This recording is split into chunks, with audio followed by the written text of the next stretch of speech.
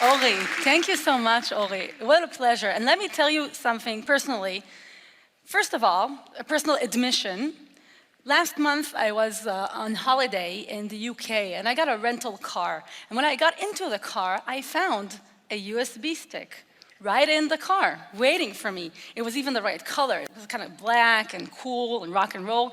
And it even said on the USB stick, it said, "Adventure favors the bold," tempting me to put it into my computer and see what's on it.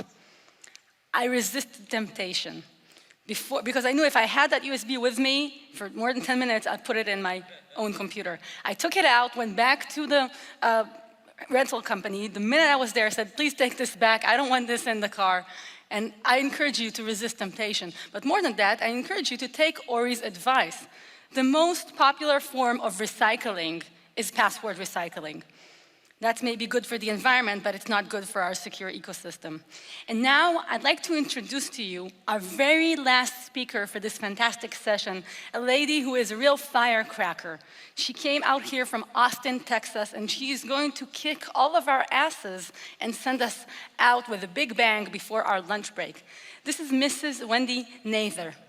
Wendy has been for years a leading analyst with the 451 group, and her word on which cybersecurity companies and technologies are doing well was the law. She has also been the security manager for UBS, Swiss banking, worked with Texas state level and international organizations, and today Wendy leads she is a director of the Retail Cyber Intelligence Sharing Center. And that's the organization making sure the ecosystem for companies such as Target, Walmart, and other retail giants in the United States share information, or Wendy comes out to kick their ass. Please help me by welcoming Wendy Nather.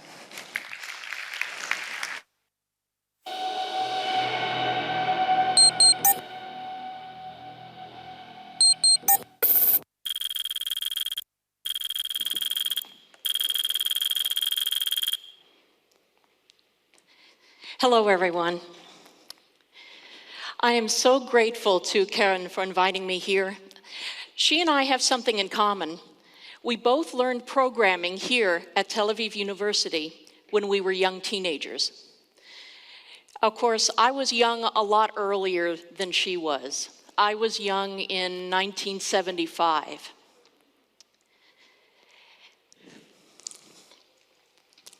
I need the clicker, thank you. There. So I was young in 1975. My father, R.E. Nather, was he was a professor in the astronomy department here at the university. And I told him one day that I was bored. Never do that. Never tell your parents you're bored. That's a big mistake. So he taught me basic programming on the computer at the astronomy department with a teletype attached. And that set the course for my entire career. So I am very happy, and I know he would have been very happy, that I've now come full circle to where my career began. Of course, that was 40 years ago. So yes, I've been wandering in the desert for 40 years. And by desert, of course, I mean Texas, where we say shalom, y'all. So I came to talk to you about why we need to talk. Why am I here, other than the obvious? I'm going to talk about threat intelligence and threat intelligence sharing. We've heard a lot about it so far at the conference, but part of this is the fact that it starts just as gossip. What typically happens is that somebody sits down with a beer with a friend in a pub. That's actually not a sock. I guess it should be, because people probably want to drink a lot in socks. But they sit together and say, one of them says, we've seen something very strange. Is this something that you've seen too? And I ask people if this is what they do, if they have peers in other organizations that they talk to, and they say, oh yes. And I say, does your management know? No. Nobody knows about this. So what we're trying to do is take this from the level of gossip to grown-up threat intelligence sharing. Now, this is not the military, this is not financial institutions. I work with retailers, which is quite a different sort of thing. So I'm going to tell you about what the real world is like in threat intelligence sharing. First of all, one of the principles is that trust tends to happen between individuals, not between organizations. That's a problem that we have to work on. Secondly, the value of that threat intelligence depends in part on its being exclusive. If everybody knows it, it's not worth as much. So that's a direct conflict with the utopia idea that we have that we're going to share everything in real time, all the time, automatically. This is not the way it happens. And any time that something happens, an incident or personnel change in an organization, just like a signal changing to a default frequency, the sharing tends to default back to two people and email. Even if they have a great threat intelligence platform, it always goes back to email. So we formed the Retail ISAC, or the Retail Cyber Intelligence Sharing Center. It's quite a mouthful.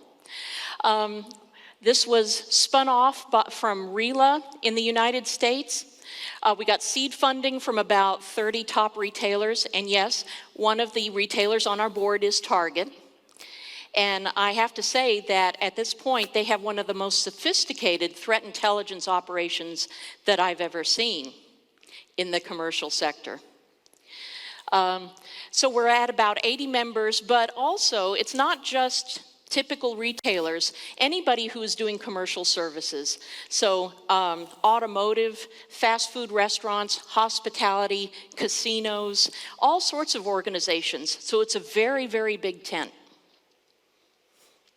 How do we do this then? How do we get people to share? We do social engineering. And let me stop here and say that I think the job of a CISO involves the biggest, hardest social engineering that there is. If you're a pen tester out there, I'm sorry, but I'm just not impressed by your social engineering. If you can get 1,000 people to click on a link, I'm not impressed.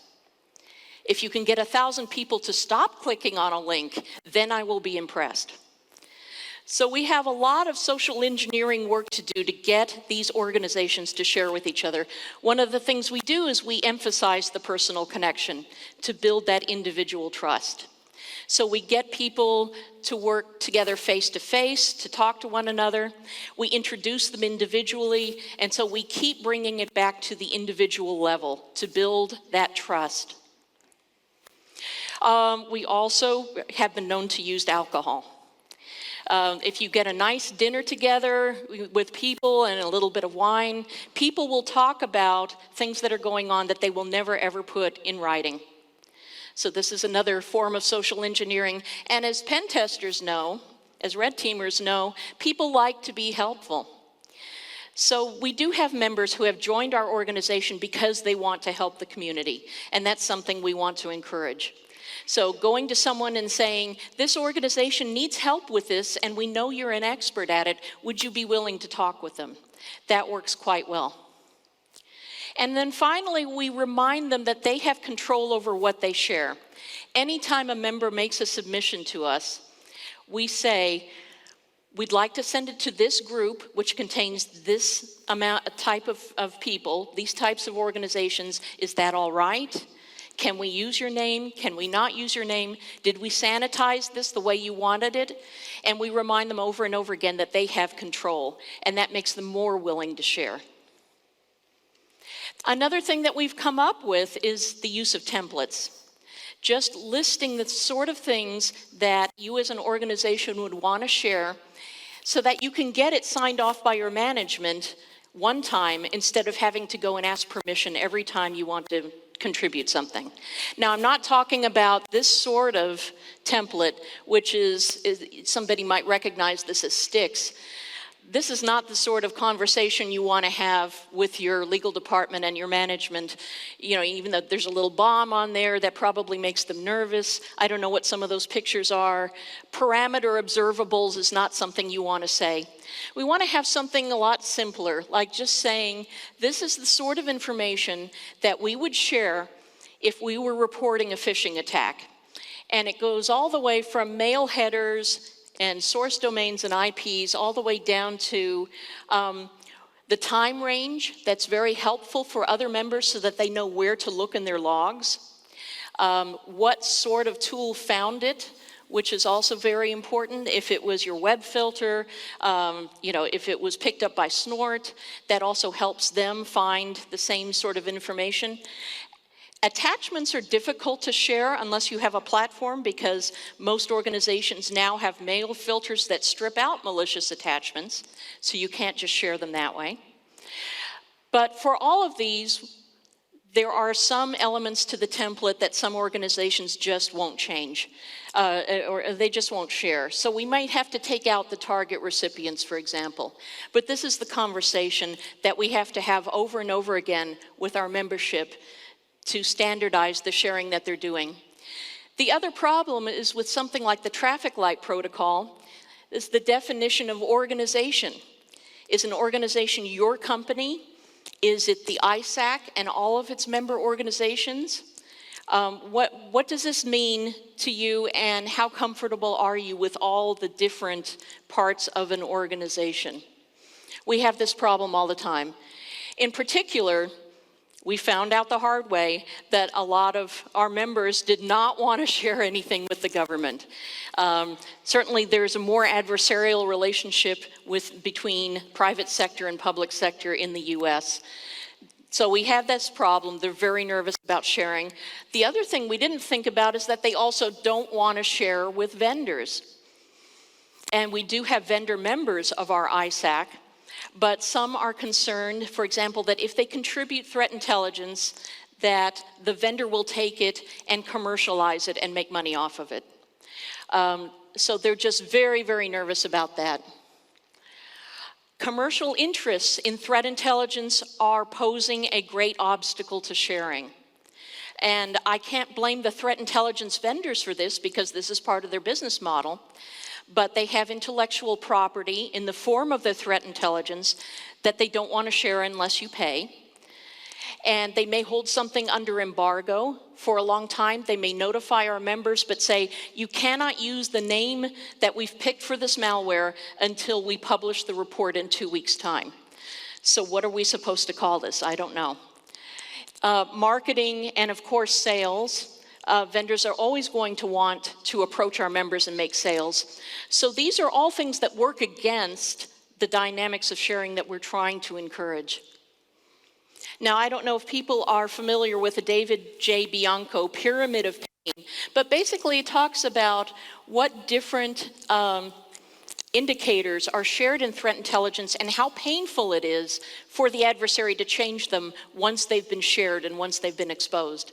So hashes on the bottom are extremely easy. In fact, there's so much customized malware today that there is no point in telling another member to look for the same hash unless you're looking at a historical sample or something. They're not going to find the same hash in their environment.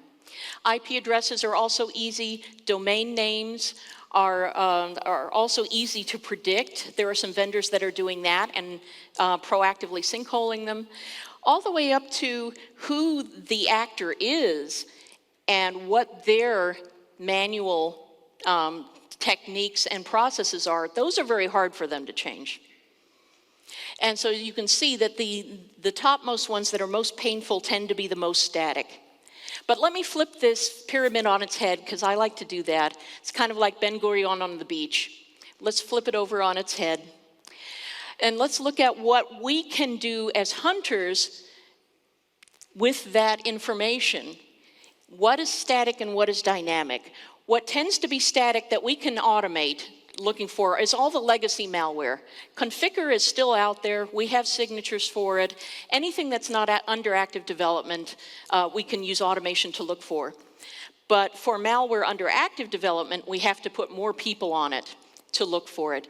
And then finally, when it comes down to engaging in real time with the adversary, where they're reacting to what you're doing, you have to put a lot more people on that. So that's going to be a very dynamic environment to work in.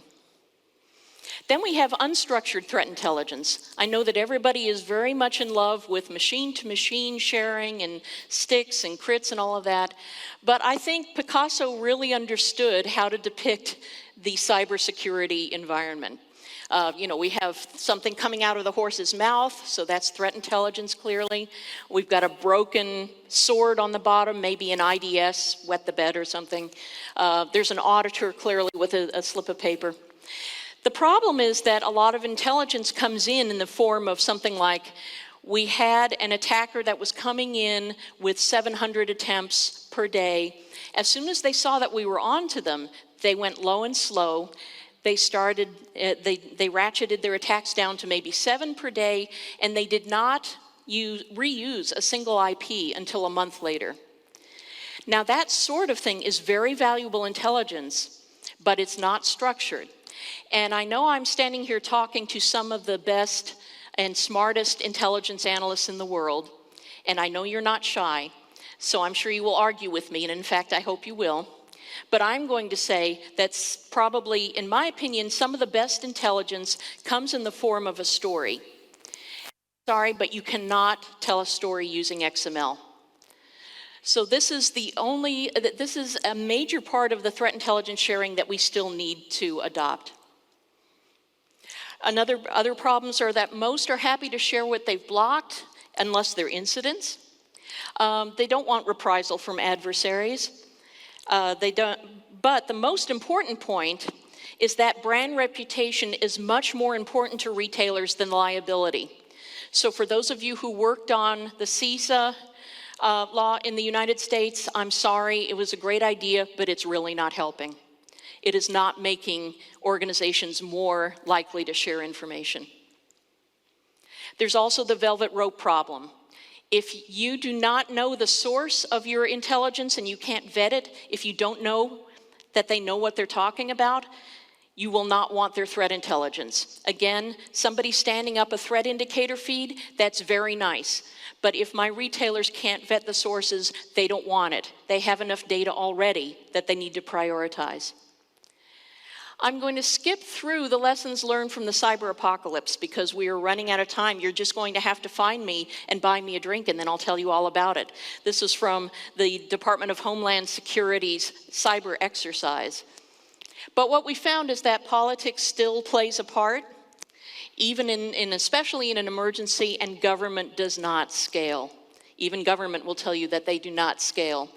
Technology is not sufficient. Especially if you're sharing something widely, you probably watered it down so far that it's not useful anymore. And then finally, use any of these things.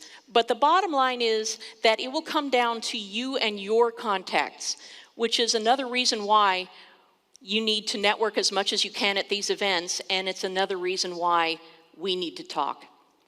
Toda rabah.